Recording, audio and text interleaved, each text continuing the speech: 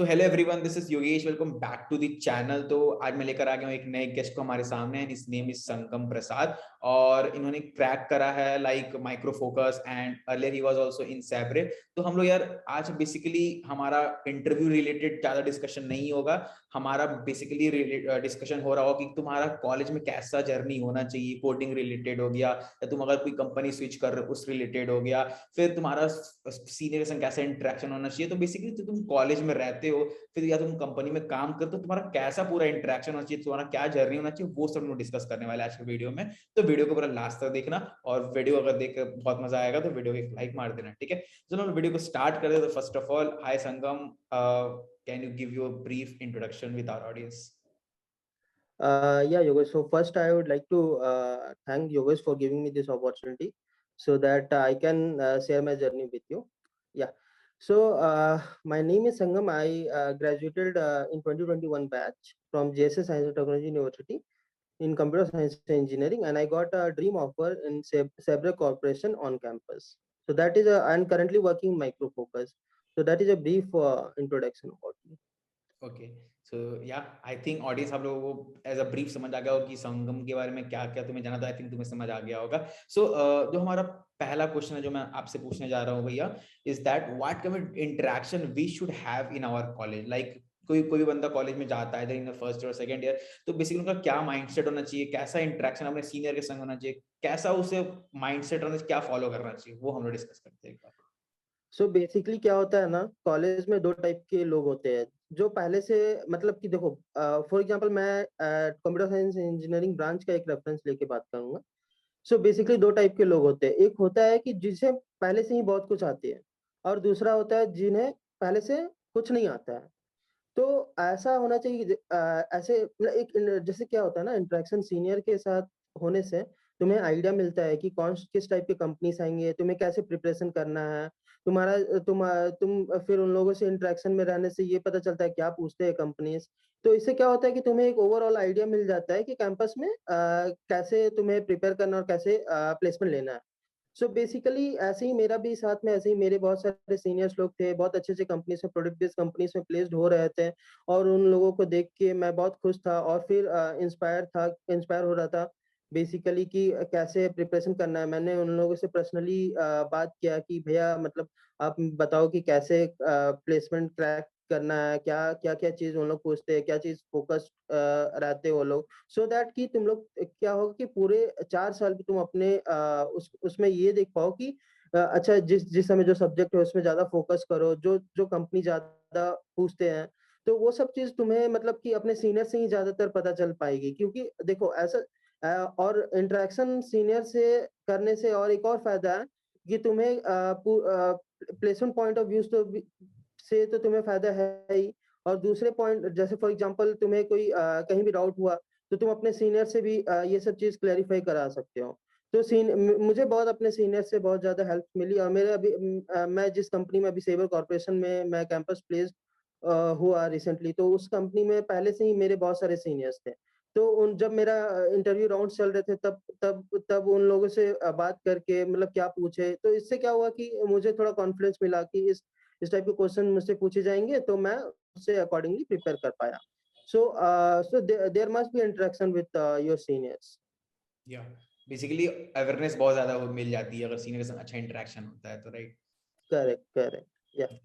Great. So the next question which I'm going to ask you is that what kind of coding roadmap a student should follow so that basically कोई demotivation type ना लगे. For example, कोई बंदा solve कर रहा है, उनसे question नहीं बन रहे, तो it can happen कि वो कुछ wrong process follow कर रहा है, कुछ wrong roadmap follow करता है, वो लोग demotivate हो जाते हैं, फिर छोड़ देते हैं करना, कुछ और करने लगते हैं। तो आपके हिसाब से क्या लगता है, क्या बेटर पाथ हो सकता है?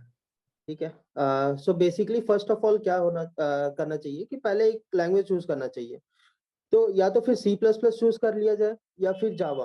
तो अगर सी प्लस प्लस चूज किया जाता है, मान लो अगर कोई भी सी प्लस प्लस को चूज करता है एज ए कॉम्पिटिटिव प्रोग्रामिंग, मतलब कि अगर उसको करना है सी प्लस प्लस में, तो या तो फिर एस टी एल उसे अच्छे से मतलब सीख लेना चाहिए।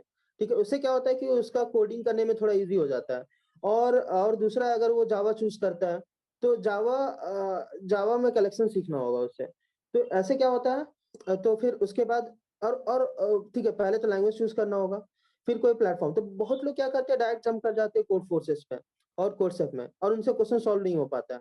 तो वो बहुत डाउन फील करने लगते हैं कि भाई मेरे से नहीं हो पा रहा है, मतलब ये मेरे बस की बात नहीं है। बट मैं एक चीज आज ये आपको बता देना चाहूंगा कि ऐसा कुछ नहीं है, अपॉर्चुनिटी बहुत सारा है मार्केट में, बस आपको मेहनत करने का जरूरत है। और उसके अलावा बहुत सारा अच्छे अच्छे प्लेटफॉर्म्स है, गीक फॉर गीक जो बाइबल है कंप्यूटर साइंस के लिए, और लीड कोड। वहाँ पे आप गीक फॉर गीक्स में प्रैक्टिस सेशन करके भी एक उसका एक वो है सेक्शन वहाँ पे। तो उसमें क्या है कि आप बहुत सारे डिफरेंट टाइप्स ऑफ कंपनीज के प्रोस्पेक्टिव से कि ये कंपनी क्या क्वेश्चन पूछती है, उसके हिसाब से आप प्रैक्टिस कर सकते हो। और फिर उसमें बहुत सारा सब सारी चीज ऑर्गेनाइज्ड है। अगर आपको अरे का क्वेश्चन सॉल्व करना है तो अरे का क्वेश्चन सॉल्व करो। तो वो क्या होता है कि एक जगह पे सारा चीज आपको बंडल अप करके मिल जाता है। तो इससे क्या होता है, थोड़ा प्रिपरेशन में आपका इजी हो जाता है। तो ये एक चीज हो गया। दूसरी चीज कि अगर आपसे नहीं बनता है तो आप टाइम दो, सीखो, मतलब कि और 1 घंटा टाइम दो, 2 घंटा टाइम दो। तो उससे क्या होता है कि आपको लंबे समय तक वो चीज पता रहे कि आपने इसका सॉल्यूशन कैसे निकाला था। ऐसा नहीं कि डायरेक्टली जंप कर जाओ आंसर पे। तो इसीलिए मैं बोल रहा हूँ, पहले geek for Geeks, leet code, ये सब में फोकस करो। अगर ये आप कर लेते हो ना अच्छे से, मैं 101% बोलता हूँ आप अच्छे कंपनी, आपने अच्छे प्रोडक्ट बेस्ड कंपनी आप निकाल सकते हो। तो ये हो गया, मैंने यही किया सेम। मैं क्या किया, मेरे सीनियर्स लोग अच्छे से कंपनी से प्लेस्ड हुए, मेरे सीनियर्स वॉलमार्ट्स में गए। तो मैं उन एक सीनियर थे मेरे, तो वो वॉलमार्ट में प्लेस्ड हुए। तो मैं उनसे पूछा कि आप कैसे प्रिपेयर किए। बस मुझे वो उस समय यही गाइड किए कि गीक फॉर गीक्स अच्छे से प्रैक्टिस कर लो, you can crack any good companies. So the same I did, and I solved more than 600 plus questions in Geek for Geeks alone.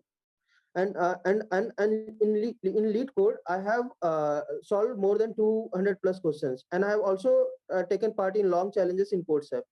But ऐसा ये पॉसिबल क्यों हो पाया, क्योंकि मैंने उतना सारा क्वेश्चन सॉल्व किया था। तो इससे क्या होता था कि कोड फोर्सेस का क्वेश्चन, कोडसेफ का क्वेश्चन, ये सब सॉल्व करना, प्रॉब्लम जैसे प्रॉब्लम आता था तो मैं उसका एक सॉल्यूशन बना पाता था, क्योंकि मैंने उतना सारा क्वेश्चन पहले सॉल्व कर रखा है। तो इससे क्या होता है कि बहुत सारे सॉल्यूशंस का मैं आइडिया, मतलब कि एटलीस्ट मैं उसका अप्रोचेस डिफरेंट टाइप कैसे सॉल्व किया जाए, तो उसका डिफरेंट डिफरेंट अप्रोच मैं मतलब निकाल पाता था उसके कारण। तो बेसिकली ये मैं बोलूंगा सबको कि अगर आपसे नहीं हो रहा है कोडसेफ, तो घबराने का जरूरत नहीं है। आप बस गीक फॉर गीक्स अच्छे से कर लेते हो ना, तो आपको कोई भी अच्छे से अच्छे प्रोडक्ट बेस्ड कंपनीज में प्लेसमेंट आपका हो जाएगा। या बिकॉज अभी का मतलब ट्रेंड हो गया कि बहुत तो डायरेक्टली कोड फोर्सेस कोर्स में जंप कर जाते हैं और फिर हाँ, डिमोटिवेट होके फिर छोड़ देते हैं। तो एकदम आप सही बोल रहे हैं कि छोड़ मतलब देते हैं। पहले जीएफजी लीड कोड से स्टार्ट करो, पहले स्क्रैच को अच्छा कर लो, बेस मजबूत करो, टॉपिक्स को अच्छे से पहले सीख लो, क्वेश्चंस बनाओ, फिर उसमें जाओ। बन रहा है तो सही है, कंटिन्यू करो, नहीं बन रहा तो वापस लीड कोड को अच्छे से करो, because leet code is enough for any cracking any interviews. या Yeah, so yeah, sure. Like any good product based company, he or she can easily crack if you have solved a good amount of questions in code. या सो तो next question की तरफ लोग shift करने जा रहे हैं, वो ये है कि basically you have given interviews of JP Morgan as well as Cisco. तो आई थिंक उसमें आपका रिजेक्शन हुआ, तो आपको क्या सीखने को मिला? लाइक बहुत लोग क्या करते हैं यार, मतलब सब छोड़ के बैठ जाते हैं यार, नहीं हो रहा है तो छोड़ दूंगा। बट अगर रिजेक्शन होता है तो ऑब्वियस है, तो वहां कुछ आपको सीखने को मिलता है, उसमें आप बिल्डअप करोगे so that you can crack some new other company, right? तो क्या आपको वहां से सीखने को मिला? What are the lessons you learn from that rejection? देखो, रिजेक्शन को एक अपॉर्चुनिटी के जैसा लेना चाहिए, ठीक है, जो मैं मानता हूँ। तो बेसिकली मेरे साथ भी रिजेक्शन हुआ। मैं जेपी मॉर्गन में और सिस्को में मैं रिजेक्ट हुआ, उसके बाद ही मुझे सक्सेस मिली है। मतलब मैं सेबर कॉर्पोरेशन में प्लेस्ड हुआ, और वो एक ड्रीम ऑफर मुझे जो कैंपस से मिला। तो बेसिकली हुआ क्या कि JP Morgan was my first company to visit in my college. So मेरा मैं थोड़ा पैनिक था कि मेरा होगा नहीं होगा, मतलब एक होता है ना, फर्स्ट कंपनी में बैठने से थोड़ा ये डर सा रहता है कि क्या होगा। तो वो मेरा फर्स्ट कंपनी था और मैं बहुत ज्यादा नर्वस था। तो नर्वसनेस में मैंने कुछ, मतलब कि कोडिंग राउंड तो अच्छे से निकला, मेरा शॉर्टलिस्ट हो गया। फिर उसके बाद के further round video conferencing round था। तो ये समय मैं थोड़ा सा ज्यादा नर्वस होने के कारण मैं अपना इंटरव्यू खराब खराब कर दिया। तो इससे मुझे यही मतलब कि सीखने को मिला कि भाई देखो, ये सब कुछ नहीं है, तुमने अच्छे से मतलब तुम्हारे पास तुमने इतना मेहनत किया है। तो नर्वसनेस था थोड़ा बहुत, तो मैंने क्या किया कि एक मिरर के सामने जाके थोड़ा प्रैक्टिस किया कि भाई कैसे अप्रोच करना है, कैसे बोलना है कोई भी चीज। तो उससे क्या हुआ कि यार थोड़ा कॉन्फिडेंस बिल्डअप हुआ। तो इससे क्या हुआ कि सिस्को में थोड़ा एडवांटेज इसका मिला मुझे। तो सेकंड कंपनी जो था, जो विजिट किया मेरे कॉलेज, वो सिस्को था। बैक टू बैक कंपनीज आ ही रही थी, तो सिस्को सेकंड कंपनी था। तो उससे क्या हुआ कि मैं फर्स्ट राउंड अच्छे से क्लियर किया, शॉर्टलिस्ट हुआ। If I am not wrong, first round में मतलब कि देखो, फर्स्ट राउंड में शॉर्टलिस्ट, मेरा कॉलेज में फर्स्ट रैंक था फर्स्ट राउंड में सिस्को का शॉर्टलिस्ट में। तो फिर मेरे को ऐसा लगने लगा कि ज़्यादा कॉन्फिडेंस में कि भाई मेरा तो हो जाएगा ही, ठीक है? बट ये भी अच्छा बात नहीं है कि तुम ज़्यादा ओवर कॉन्फिडेंट हो जाओ कुछ भी चीज़ों को लेके। तो मेरे साथ मेरा ये प्रॉब्लम हुआ, तो फिर मैं फर्स्ट राउंड शॉर्टलिस्ट होने के बाद टेक्निकल राउंड 1 में बेसिक सा क्वेश्चन वो लोग कुछ जो मेरे रिज्यूमे बेस्ड क्वेश्चंस पूछे, कोर कंप्यूटर साइंस के और कुछ प्रोजेक्ट बेस्ड। तो वो सब होने के बाद फिर मेरा सेकंड शॉर्टलिस्ट हुआ, मैनेजरियल राउंड में मैंने गया, तो उसमें कुछ हाइपोथेटिकल क्वेश्चन वो लोग पूछे मुझसे, जैसे कि if you are interested for further studies and all. So मुझे उस पॉइंट में ऐसा लगा कि ये लोग टेस्ट कर रहे हैं कि मैं कितना एगरनेस, मतलब मेरा एगरनेस चेक कर रहे हैं कि मैं लर्निंग को लेके कितना मतलब कि पैशनेट हो। तो मैं ये मतलब ये कंफ्यूज में हो गया कि ये पूछ क्या रहा है, तो थोड़ा मैं नर्वस हो गया उस पॉइंट में, और मैं बोल दिया कि या like I'll be, if I'll be getting a good opportunity, then I'll be willing to take up, so that higher studies will increase my knowledge and all. So I told in this way. So it totally like हुआ क्या कि वो लोग wrong interpret कर लिए इसे, और फिर वो लोग बोले कि नहीं, तुम्हें अगर फर्दर स्टडीज के लिए इंटरेस्ट हो तो you should follow your passion, मतलब कि तुम फर्दर स्टडीज के लिए जाओ।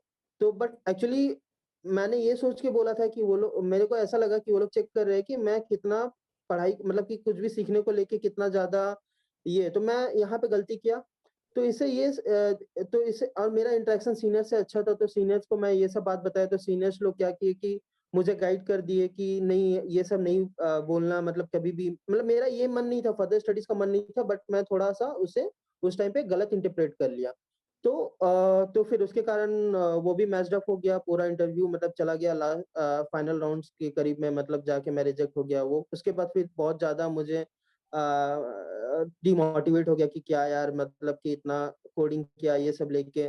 तो फिर सीनियर्स लोग थे उस पॉइंट में हेल्प करने के लिए कि नहीं, ऐसा कुछ नहीं है, बहुत सारी कंपनीज आएगी, तुम मेहनत किए हो तो तुम्हारा प्लेसमेंट तो ऑब्वियसली कहीं ना कहीं अच्छे कंपनी में हो ही जाएगी। तो फिर वैसे ही हुआ सब कुछ। फिर थर्ड कंपनी था सेबर कॉर्पोरेशन, तो मैं उसके लिए अप्लाई किया। और और दूसरी बात की सीजीपीए क्राइटेरिया ये सब का मुझे कभी प्रॉब्लम हुआ नहीं, क्योंकि मेरा सीजीपीए अच्छा था, तो हर कंपनी के लिए शॉर्टलिस्ट हो ही जा रहा था, तो उधर से कोई प्रॉब्लम था नहीं मेरा। तो मैं जब फिर सेवर कॉर्पोरेशन में बैठा, तो मुझे याद है कि फर्स्ट राउंड कोडिंग राउंड था, उसमें 2 कोडिंग क्वेश्चन था और 30 एमसीक्यूज था। और 2 कोडिंग क्वेश्चन में मेरा एक कोडिंग क्वेश्चन पूरा बना था और एक हाफ बना था। और 30 कोडिंग क्वेश्चंस पूरा computer science core subject based था, ऑपरेटिंग सिस्टम, नेटवर्किंग, डीबीएमएस। तो उसमें मैं शॉर्टलिस्ट हुआ। और फिर टेक्निकल राउंड 1 हुआ, उसमें कुछ बेसिक्स का कोडिंग क्वेश्चन वो लोग अपने सामने करवाए, जैसे मुझे बोले कुछ लिंक लिस्ट रिवर्स का कोड लिख दो। फिर मैंने उसे कंप्लीट किया। उसके बाद फिर सुडोकू सॉल्व कर, जो बैक ट्रैकिंग से जो एक प्रॉब्लम होगा, गीक फॉर गीक्स में बहुत फेमस प्रॉब्लम है, या तो वो मुझसे सॉल्व करवाए, तो मैं उसका सूडो कोड उनको लिख के दिखा दिया। और फिर वो लोग काइंड ऑफ माय अप्रोच से वो कन्विंस्ड हुए थे। फिर फिर मैं उस टेक्निकल राउंड शॉर्टलिस्ट होने के बाद मैनेजरल राउंड के लिए गया। तो फिर मैनेजरल राउंड में basically they were checking for like your way of thinking, like how you will be able problem solving basically, या and they were checking low level designs and all. So that is one thing, and another thing they were checking how good you are in working in team, and all like how you will be able to tackle some situation if some situation occurs, like that type of questions they have asked. So finally HR round हुआ, और if I'm not wrong मेरा placement अगस्त 4 में हो गया था। उसके बाद फिर मैं और भी प्लेसमेंट डिफरेंट डिफरेंट कंपनीज के लिए फिर हम एलिजिबल नहीं थे। सो या आई थिंक बहुत अच्छा इंफॉर्मेशन हमारे ऑडियंस के संग आपने शेयर करा है। इस मतलब बहुत अच्छा लगा सुन के। सो और एक मतलब बहुत इंपॉर्टेंट एक क्वेश्चन है कि फॉर एग्जांपल बहुत बंदे किसी कंपनी में काम कर रहे हैं अप्रोक्स फॉर एग्जांपल 1 ईयर तक काम कर चुके, for example you have done a switch. So if they want to do a switch तो मतलब बहुत दिक्कत होती है बिकॉज प्रैक्टिस छूट जाता है और फिर स्विच करने में दिक्कत होती है। तो जैसे आप क्या स्ट्रेटेजी आपने फॉलो करा, क्या बाकी बंदों को करना चाहिए अगर वो लोग को स्विच करने की कोशिश कर रहे हैं तो? हाँ, ये प्रॉब्लम तो मेरे साथ भी सेम जो आपने मतलब जो आपने बताया वो सेम प्रॉब्लम मैं भी फेस कर रहा था। तो मेरा क्या हुआ कि प्लेसमेंट होने के बाद बहुत सारे मतलब मैं भी बहुत सारे लोग और मैं भी चिल हो गया था कि भाई मतलब प्लेसमेंट तो हो गया है, सब कुछ तो फिर बट ये था कि इनसाइड से एक मोटिवेशन था यार कि मतलब कि अ, कोई दूसरे कंपनी में अच्छे मतलब कि जो मुझे अच्छे हाइक दे तो मैं स्विच करूँगा ऐसा था मतलब मेरे फ्रेंड्स लोग भी स्विच कर रहे थे तो मैं देखा तो फिर उस हिसाब से मैंने अपना प्रिपरेशन फिर से स्टार्ट किया क्योंकि देखो ऐसा क्या होता है ना अगर तुम अच्छे से मेहनत पहले से किए हो ना तो बाद में थोड़ा कम भी एफर्ट डालोगे ना तो उससे क्या होता है कि कवर अप हो जाता है सारी चीजें। या तो वही सेम चीज हुआ मैं जब से मतलब जब मैं स्विच करने का 3 महीना पहले से ही थोड़ा बहुत जो मैं क्वेश्चन कर रखा था उसको फिर देखना स्टार्ट किया कि उस समय मैंने क्या अप्रोच लगाया था उस क्वेश्चन को सॉल्व करने के लिए। तो वो सब देखने से क्या होता है कि एक आइडिया बन जाता है कि हाँ यार मतलब ये सब उस टाइम तुमने इस टाइप के सोचा था। तो ये सब मैं भी यही सेम चीज़ फ़ॉलो किया रोज़ 2-3 क्वेश्चंस ऐसे देख लेता था। तो इससे क्या हुआ कि मेरा जो छूटा हुआ था और जो चीज़ मैं भूल गया था वो सब ब्रश अप हो गया। तो ये मुझे मतलब हर दिन 2-4 क्वेश्चंस देख के थोड़ा बहुत सॉल्व करके तो इतना कॉन्फिडेंस हो ही गया था कि अब मैं रेडी हूँ कि नेक्स्ट स्विच मारो। तो बस ऐसे ही हुआ और मैं फिर माइक्रो फोकस का इंटरव्यू दिया टोटली 5 राउंड था और या right now I am working in micro focus. That's great, that's great. I think सारा इंफॉर्मेशन ऑडियंस को समझ आ गया होगा। तो वीडियो को एंड करने से पहले और एक हम लोग डिस्कस कर लेते दैट आपको कुछ फाइनल टिप्स शेयर करना चाहते हैं हमारे ऑडियंस के संग, तो I think that will be better. देखो एक्चुअली मैं यही बोलूँगा यार कि मेहनत का फल मिलता ही है, आज नहीं तो कल मिलेगा ही यार, बस लगे रहो आप लोग सब लगे रहिए और प्लेसमेंट यार बहुत अपॉर्चुनिटी है, बस लगे रहना है और हो जाएगा आप लोग सबका अच्छा प्लेसमेंट हो जाएगा। या या बस मेहनत से भागना नहीं अगर है। मेहनत कोई बंदा मेहनत कर रहा है तो कभी ना कभी उसको कुछ ना कुछ अपॉर्चुनिटी ऑब्वियस आते मिलेगी, क्योंकि अगर मेहनत किया तो उससे मतलब अपॉर्चुनिटी तो मिलेगी ही मिलेगी, ऐसा श्योर ही है। अब आज नहीं मिलेगी तो ऑब्वियस है कल मिलेगी। या so that's great. So I think audience आप लोगों और को दूसरी बात कि सीनियर से अच्छे से इंटरेक्शन रखना है। तो उससे क्या होता है कि वो लोग कोई दूसरे कंपनीज में जाते हैं तो उससे क्या होता है कि रेफरल मिलने का चांसेस भी रहता है।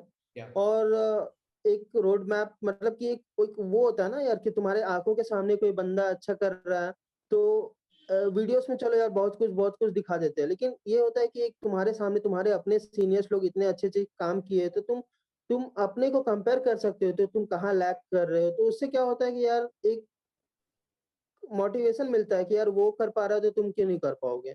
या बस यही यार, और बस लगे रहो। या सो आई थिंक ऑडियंस आप लोगों को सब कुछ समझ आ गया होगा आज के पॉडकास्ट से। सो वीडियो को यहाँ तक देखे हो तो यार वीडियो को लाइक मार दो, चैनल में नए हो चैनल को सब्सक्राइब कर दो। चलो हम लोग मिलेंगे किसी नेक्स्ट वीडियो में किसी नए पॉडकास्ट के संग, किसी नए गेस्ट के संग। तब तक के लिए यार बाय बाय।